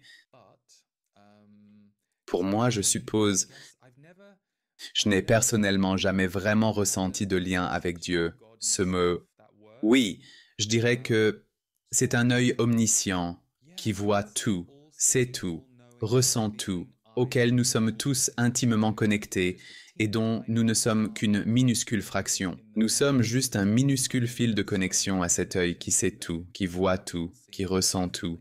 J'aime nous décrire comme un algorithme divin. Nous sommes tous d'une certaine manière programmés et cela nous plaît. Nous avons une programmation, mais avec notre libre arbitre, nous pouvons prendre toute direction. C'est amusant de voir où l'algorithme nous mène. Et quel est donc le but ultime de l'existence? Eh bien, cela dépend à qui vous demandez, mais je sais ce que dirait la maladie, la connexion, et je me retrouve dans cela. Je me retrouve dans le but ultime de notre présence sur Terre, je dirais la connexion et la guérison, ce qui peut sembler plus lourd que nécessaire.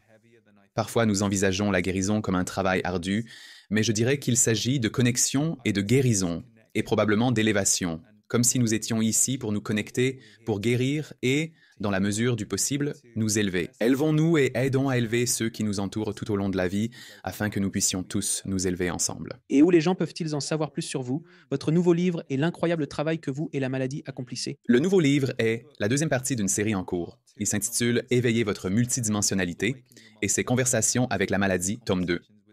Ma très bonne amie, la psychothérapeute Diana Edwards, s'interroge sur la maladie. Si vous optez pour l'audio, vous aurez l'occasion d'entendre les conversations authentiques telles qu'elles se sont produites entre Diana et les Z.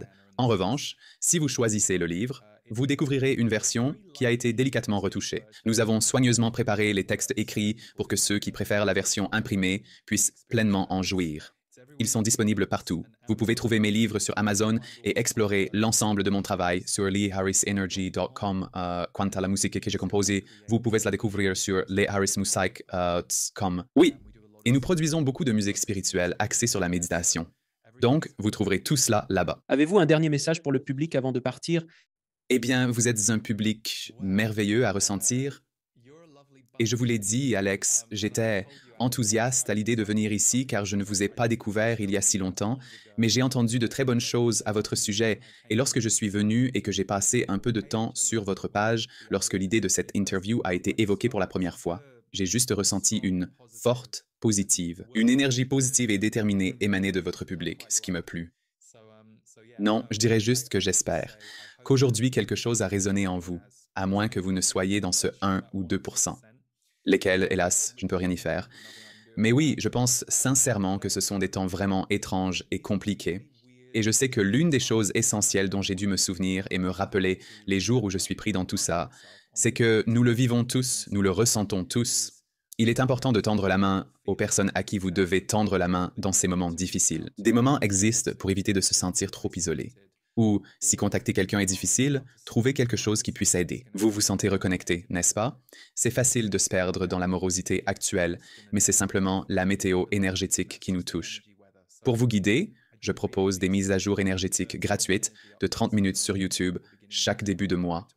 J'y partage les thèmes transmis par les CAZ susceptibles de résonner avec nos expériences. Vous pouvez les consulter à tout moment. Et rappelez-vous, il existe de nombreuses personnes et ressources prêtes à nous aider à nous réinitialiser lorsque nécessaire. Et il est vraiment crucial, en ces temps, de se réinitialiser et de se souvenir de l'importance de le faire. Lee, j'ai le sentiment que ce n'est pas la dernière fois que tu seras dans cette émission. J'ai vraiment apprécié discuter de ces sujets. J'espère que cela contribuera à éveiller les gens dans le monde et à les guider spirituellement. Merci infiniment pour ton extraordinaire travail. Merci beaucoup. Un vrai plaisir d'être ici aujourd'hui. Merci. Alex. Merci de regarder. Cliquez sur une des vidéos ci-dessous pour poursuivre votre voyage et n'oubliez pas de vous abonner.